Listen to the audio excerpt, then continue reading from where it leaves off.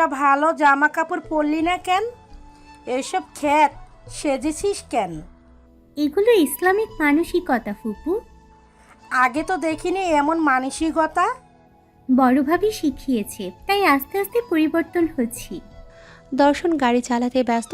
তিজার কথা শুনে মুস্কি হাসল। সবাইকে ফারিয়ার বাড়ির সামনে এনে দর্শন বলে, আমি তাহলে বাসায় যাই। গাড়ি দুইটা, একটায় আত্মীয়তা করতে আনা ফল ও মিষ্টির ঝুড়ি, আরেকটায় পরিবারের সকলে। দর্শন ওদেরকে রাখতেই এসেছে, কিন্তু দাদাজান বলেন, বড় ভাই যখন এসেছো আত্মীয় স্বজন দেখেই যাও, তোমাদের দায়িত্ব আছে একটা। দর্শনের মনের মধ্যে আছে শোভাকে দেখতে যাওয়া। মেয়েটার পায়ে আঘাত করে এখন তাকে দেখার জন্য মন বারবার ছুটছে সেদিকে। পারুল বেগম যখন দর্শনের কাছে দাবি করলেন, দর্শন আর বাড়ির দিকে গেল না, আত্মীয়দের সাথে সাক্ষাৎ করতে গেল। ফারিয়াদের বাড়িটি বেশ সুন্দর করেই সাজানো, দর্শনদের থেকে কোনো অংশে কম নয়। ফারিয়ার বড় চাচা এসে সবাইকে বসালেন। ফারিয়ার বাবা চট্টগ্রাম থেকে আসে আজকে, তাই তিনি ঘরে আছেন, ফ্রেশ হয়ে বের হবেন। ফারিয়ার মা নাস্তা গোছাচ্ছেন। দর্শন ও পরিবারের সবাই খুঁটিয়ে খুঁটিয়ে দেখছে পরিবেশ। ভালোই লাগছে সব কিছু। এর মধ্যেই দিদারের মোবাইল বেজে উঠল। রং নাম্বার দেখে ভ্রুকুটি করে রিসিভ করে মোবাইল কানে দেয়। কিছু একটা শুনে সবার উদ্দেশ্যে বলে, আমি একটু বাইরে থেকে আসছি। সবাই অবাক হলো। তারপরেও স্বাভাবিক বিষয় ভেবে গল্প করতে থাকে। ফারিয়ার চাচা হাসি মুখে বলেন। সবাই চোখ তুলে তাকাতেই চোখ বড় বড় হয়ে গেল। দর্শন উঠে দাঁড়ালো সাথে সাথে। এতগুলো বছর পর এই মুখের সম্মুখীন হবে ভাবতেই পায়নি। ঘৃণা বাড়ছে, গা গুলিয়ে আসে দর্শনের। ফারিয়ার মা এগিয়ে এসে অন্যদের দেখার আগে দর্শনকে দেখতে পান, কারণ ও দাঁড়িয়ে আছে। এগিয়ে এসে হাসি মুখে বলেন, দাঁড়িয়ে কেন বাবা, বসো। ওনার হাতে শরবতের ট্রে, যেটা নিয়েই দাঁড়িয়েছে দর্শনের সামনে। দর্শন রেগে গিয়ে হিতাহিত জ্ঞান হারিয়ে ট্রে নিচে ফেলে দিয়ে বলে, আপনার মুখে বাবা ডাক শুনতে ঘৃণা লাগে আমার। আপনি একজন কাল নাগিনীর থেকেও খারাপ। বিষাক্ত কীট আপনার মধ্যে বসবাস করে। উনি অবাক হয়ে দর্শনকে দেখছেন, কিন্তু যেই সোফায় চোখ গেল তারও চোখ কপালে। সুফিয়া বেগম প্রশ্ন করেন, ফারিয়া কি তোমার মেয়ে ফারহা? হ্যাঁ। পারুল বেগম মুখে হাত দিয়ে তাকালেন দীপ্ত ফরাজির দিকে, যার জন্য পাত্রী দেখতে আসা তার মেয়ে কিনা সতীনের মেয়ে। নিজ স্বামীর প্রাক্তন স্ত্রীর বর্তমান সংসারে যে মেয়ে হয়েছে তার সাথে প্রেম করছে তাদের ছেলে। লজ্জা লাগছে এবার, গায়ে কাটা দিয়ে উঠল। মিসেস ফারহা নিজেও অবাক। তিনি জানতেন ফারিয়া দিদার নামের এক হ্যান্ডসাম ছেলেকে ভালোবাসে। আসলে দিদার হ্যান্ডসাম ও স্মার্ট। দিদার ব্যবসা করে, ওর বাবা প্যারালাইজড, এগুলো জেনে আপত্তি করেনি। দিদার কি পাশ কি করে এটুকু শুনেছে। বাবা মায়ের সাথে দেখা করবে, তাদের থেকেই আলাপ করে সব জানাশোনা এগোবে, এই নিয়ত রেখে আলাদা প্রশ্ন করা হয়নি। এখন তিনি নিজেই অবাক। এদিকে দাদাজান ভাবছেন দুই ভাই নিয়ে। দর্শন কোনো মতেই বিয়ে হতে দেবে না, আর দিদার কি মানবে এটা? মানলেও তাকে তো আঘাত দেয়া হয়। এমনিতেও এই সম্পর্ক কিভাবে আগায়? এমন সম্পর্ক কোনোদিন সুখ বয়ে আনবে না। অতীতের সম্মুখীন হয়ে কখনো বর্তমান উজ্জ্বল হয় না। এই বিয়ে হবে না। সবাই কর্ণপাত করতেই দরজার দিকে তাকালো। দিদার এগিয়ে এসে মাথা নত করে বলে, আমি মানুষ চিনতে পারিনি দাদাজান, অনেক বড় ভুল করেছি জীবনে। পারুল বেগম ছেলেকে দেখছেন। দিদারের কষ্ট হচ্ছে খুব। অন্যদিকে দর্শন এখনো রাগে ফুঁসে আছে। দিদার আচমকা বলে, একটা ক্যারেক্টারলেস মেয়েকে আমি ভালোবেসেছিলাম। ঘৃণা লাগছে আমার সবকিছু। বাড়ি চলো সবাই। দর্শন পাশ ফিরে বলে, কি হয়েছে? মাত্র যার কল আসলো সে ফারিয়ার প্রাক্তন স্বামী, একজন বড় ব্যবসায়ী ছিল, যে গরিব হয়ে গেছে অমনি ছেড়ে দিয়ে ওকে ফারিয়া। এরপর আরও কয়েকজনের সাথে রুম ডেট। ছি, সবকিছু প্রমাণ দিয়েছো আমাকে। ওরা তোকে চিনলো কিভাবে? খুবই স্বাভাবিক ব্যাপার। অমন বাজেমের শত্রু থাকা অস্বাভাবিক না। যাদের টাকা পয়সা নিয়ে উড়িয়েছে তারা ওর পিছনে লেগে আছে। কোনো এক জায়গা থেকে খবর পেয়ে আমাকে খুঁজে বের করে। একটু দেরি হলো ঠিক, কিন্তু জানতে তো পারলাম। দর্শন রক্তিম চাহনি দিয়ে এগিয়ে এসে মিসেস ফারহার উদ্দেশ্যে বলে, যেমন মা তার তেমন বেয়াদব মেয়ে। দুজনেই মানুষের মন নিয়ে খেলে, টাকা নিয়ে বাস করে। টাকা পেলেই ওরা লেলিয়ে যায়। উপর থেকে মিসেস ফারহার বর্তমান স্বামী নামতে নামতে বলেন, তুমি কিন্তু আমার ঘরে এসে অপমান করছো ছেলে। বলে যেই দর্শনের দিকে তাকালো একটু কেঁপে উঠে বলে, স্যার আপনি? দাদাজান কপাল কুঁচকে বলেন। স্যার? দর্শন ঠোঁটে বিদ্রুপের হাসি ফুটিয়ে বলে, ঘরে এসে অপমান করেছি কারণ সেই কর্ম তারা করে। বাই দ্য ওয়ে, আপনিও তো এতেই সামিল। লোকটা কথাগুলো বুঝতে না পেরে বলে, স্যার আপনি এগুলো কি বলছেন? What sir? আপনি স্যামসাং এর 1 নাম্বার ব্র্যান্ড অর্গানাইজ করেছেন, আমি তার মধ্যে যুক্ত আছি। দর্শন ভ্রুকুটি করে রাগ মিশিয়ে বলে, আপনার নাম? জবরুল আহমেদ। আমার তো অনেক দিনের ইচ্ছে ছিল বড় কোনো কোম্পানি ওনার থাকবো। আপনি ক্ষুদ্র ব্যবসায়ী হয়েও টপ 5-এ নিজের নাম রেখেছেন। হেডস অফ ইউ। দর্শন দ্রুত পকেট থেকে মোবাইল বের করে কাউকে জানালো, স্যামসাং ব্র্যান্ডের যতগুলো শোরুম আছে বা কাজ আছে সেখান থেকে মিস্টার জহুরুল আহমেদকে বাতিল করে দাও। আমি এই লোককে আমার কর্মস্থলে দেখতে চাই না। জবরুল আহমেদ হতাশ চাহনি দিলেও মিসেস ফারহা নরম চাহনি দিয়ে আছেন। তিনি কিছু বলতে নিলেও দর্শন তাকে মূল্যায়ন না করে চলে যায়। পেছন থেকে জবরুল আহমেদ চেঁচিয়ে বলতে থাকেন, স্যার আমার জব থেকে এভাবে বাতিল করতে পারেন না। আমার এখনও প্রমোশন বাকি ছিল। আপনাদের থেকেও তো শর্ত দেওয়া ছিল আমি কাজ সম্পূর্ণ করলে আমাকে উপরে পদ দেওয়া হবে। দর্শন কথা কানে না নিয়ে হাঁটতে থাকে। বুক পকেট থেকে সানগ্লাস নিয়ে চোখে দিয়ে বাইরে আসতে আসতেই বলে, I hate cheaters and I don't allow them in my life. Jabrul আহমেদকে থামালেন মিসেস ফারহা, তারপর বলেন, সোফায় তাকাও। জবরুল আহমেদ অবাক হলেন দীপ্ত ফরাজিকে দেখে। তারপর মিসেস ফারহার দিকে তাকিয়ে বলেন, ওই ছেলেটা তোমার সেই? মাথা নাড়িয়ে সম্মতি দিলেন মিসেস ফারহা। পেছন থেকে পারুল বেগম বলেন, ছেলেটা আমার। কিন্তু জন্ম তো আমিই দিয়েছি। জন্ম দিলেই যে মা হওয়া যায় না এটা তুমি প্রমাণও করেছো, আর জন্ম না দিয়েও যে মা হওয়া যায় এটা আমি প্রমাণ করেছি। আমার ছেলে প্রতিষ্ঠিত হয়েছে নিজ যোগ্যতায়, কিন্তু সে তার জীবনের সব থেকে খারাপ সময়টার প্রতিশোধ নিয়ে নিল প্রকৃতির বিচারে।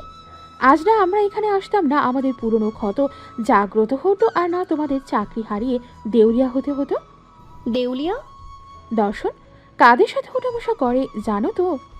কোরিয়ার টপ কোম্পানির চেয়ারম্যানদের সাথে। জাস্ট একটা কল আর প্রত্যেকটা কোম্পানি থেকে বের করে দেবে জবরুল আহমেদকে। এগুলো 1 দিন 2 দিন ধরে চেষ্টার ফল না, জীবনের 4টা বছরের ফল, যেটা তোমার 23 বছরের পাপকে ধ্বংস করে দিল। ফারিয়া খবর পেতেই শ্বাস বাদ দিয়ে দ্রুত ছুটে আসে। দিদারের হাত ধরে অনুরোধ করে। দিদার হাত ঝাড়া দিয়ে বলে, ভাই ঠিকই বলে, মেয়ে জাত অবিশ্বাসের যোগ্য। তোমরা মা মেয়ে এটার বাস্তব প্রমাণ। যতদিন ছেলেরা প্রতিষ্ঠিত থাকতে পারে ততদিন তাদের মূল্য থাকে। প্রতিষ্ঠিত না হলে তাকে মূল্যায়ন করতে পারতে না। ভাইয়ার কথাটা বিশ্বাস করে বলেই ওর জীবন এখনো পারফেক্ট। আর আমি চিল করেও খেলাম ধোকা। কারণ আমাদের ছেলেদের গা ভাসিয়ে দিলেই চলে না, নিজেদের অনেক কিছু অর্জন করে নাম কামাতে হয়। ফারিয়া আরও অনুরোধ করে, কিন্তু কোনোটাই কাজ হয়নি। দিদার ক্ষিপ্ত হয়ে চলে আসে। পেছনে আসে পুরো পরিবার। চলে গেল তারা অতীতকে বুড়ো আঙুল দেখিয়ে। গাড়ি চালিয়ে নিজ বনে অনেকটা দূরে এলো দর্শন। ধর্মতলার বিখ্যাত চায়ের দোকানের সামনে এসে গাড়ি থামালো। ওখানে চলে বৃদ্ধ থেকে যুবক সকলের আড্ডা।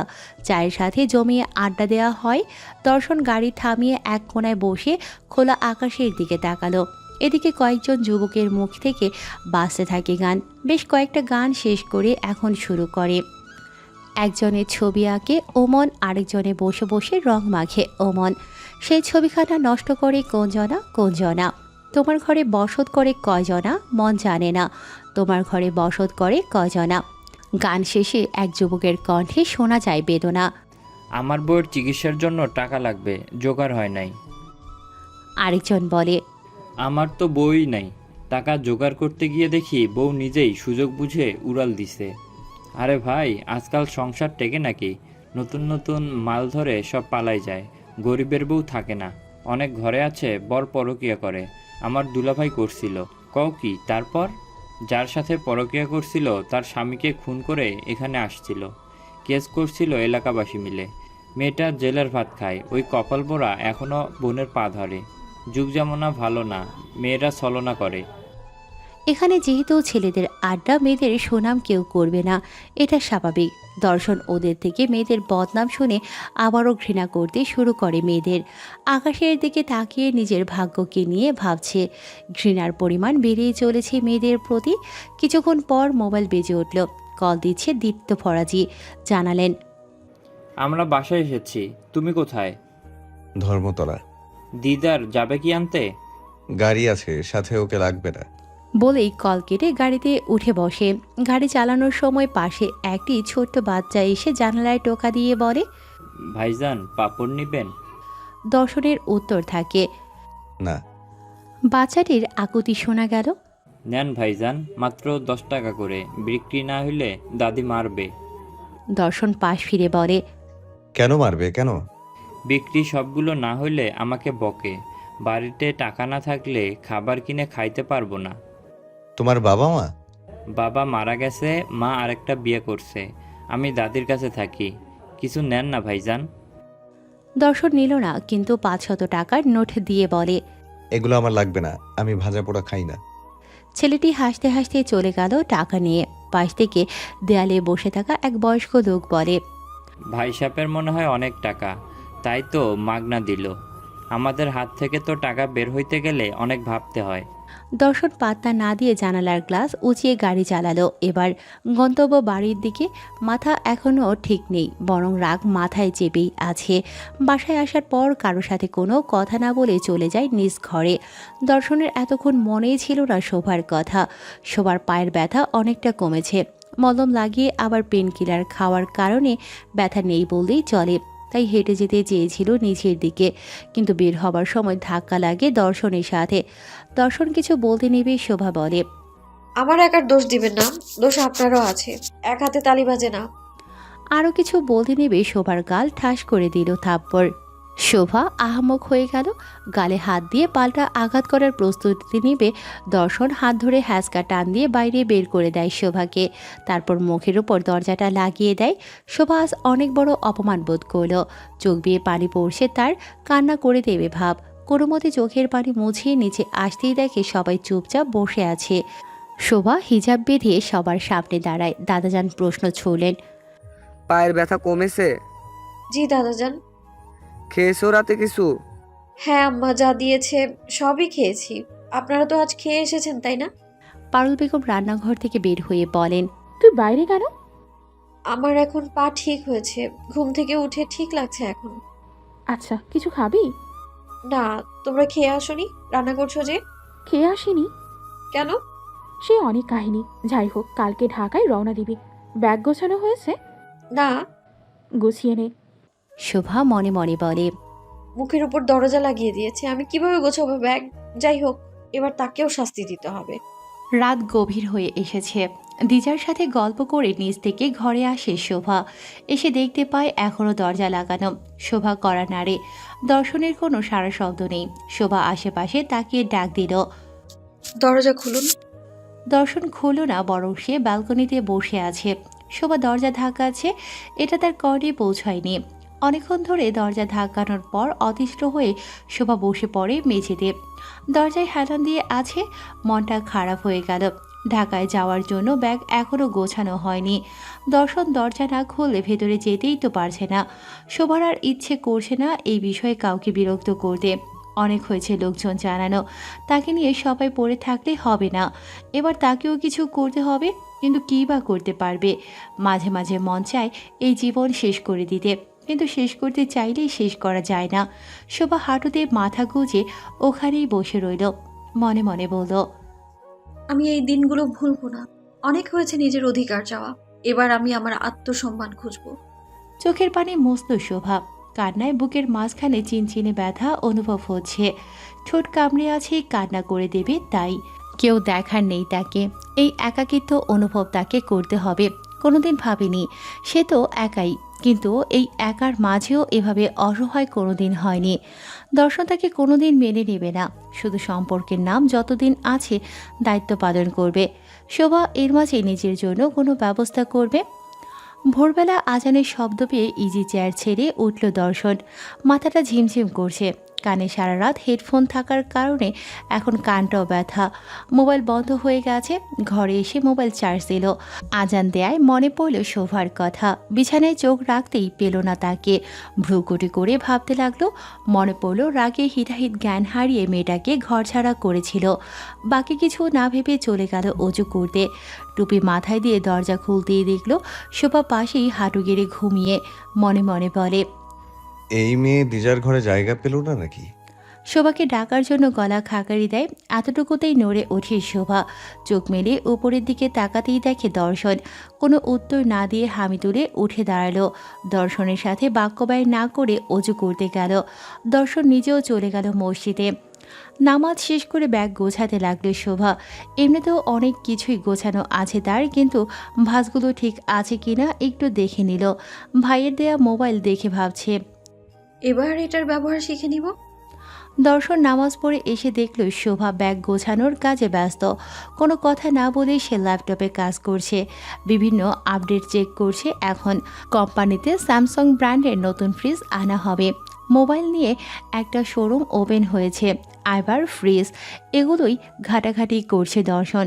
দিজা এসে চা দিয়ে একবার শোভার দিকে তাকালো, আবার দর্শনের দিকে। শোভার কাছে এসে বলে, তোমার জন্য আম্মু চা পাঠিয়েছে। আচ্ছা, তোমরা কি রাতে ঘুমাওনি? শোভা গলা ঝাড়া দিয়ে বলে, ঘুমিয়েছি কেন? দুজনে চোখ ফোলাক তাই। শোভা উত্তর না দিয়ে চা নেয়। দর্শন আগেই চায়ে চুমুক দিল। দিজার উদ্দেশ্যে প্রশ্ন, তোদের গোছানো হয়েছে? হ্যাঁ ভাইয়া। একটু পরেই বের হব। এত সকাল সকাল? ওখানে গিয়েই গোছানোর কাজ আছে। কাল যেহেতু ভর্তি পরীক্ষা, তোদের আগেই পৌঁছানো ভালো। আমাকেও একটু ব্যস্ত থাকতে হবে। ও। শোভা শোনা মাত্রই কল দিল মিতুকে। ওপাশ থেকে ধরতেই মিতু বলে, আসসালামু আলাইকুম। ওয়ালাইকুম আসসালাম ভাবি, আমরা একটু পর বের হব। বিকালে না? আহা, কি হলো? জানি না, যাওয়ার আগে জানিয়ে দিলাম তোমাকে। আচ্ছা ঠিক আছে, আসছি। শামীম প্রশ্ন করে, কি হলো? ওরা একটু পরে বের হবে। তাহলে চল খেয়ে ওদের সাথে দেখা দিই। একদিক থেকে ভালো হলো ওদের সাথে দেখা দিয়ে অফিসে যাব। দুপুরে খেতে আসবা না? যদি দেরি করে অফিসে যাই তাহলে দুপুরে আসতে দিবে না, সময় করে গেলে আসতে দিবে। দিজা নিচে রান্নাঘরের দিকে যেতে যেতে দাদাজানকে বলে, তোমার বড় নাতি আবারও ঝামেলা বাঁধিয়েছে। দুজনে দুদিকে মনক্ষুণ্ণ হয়ে আছে। দাদাজান চবোধক শব্দ করে বলেন, মেয়েটাকে মন খারাপ হতে দিব না বলেই তো অত কিছু জানালাম না। এই ছেলে দেখি সব সময় বাড়াবাড়ি করে। ভাইয়ার মনের অবস্থা একবার বোঝো দাদাজান। এমন অবস্থার মুখোমুখি হলে মাথা ঠিক থাকে কার? দিদারের কথা শুনে দিজা থমকে পেছন ফিরল। ভাইয়ের ভালোবাসার বিচ্ছেদ ঘটেছে কাল। দিদার গাড়িতেই সব শুনেছে। এখন নিজের উপরে বৃতৃষ্ণা কাজ করছে। তার দ্বারা পরিবারের সকলের মনে কত বড় একটা আঘাত লাগলো। নিজেকে দায়ী করে দিদারের চোখ দেখে বোঝা যাচ্ছে সারা রাত সে ঘুমোয়নি, বরং কান্না করেছে এক নীরব ঘরে।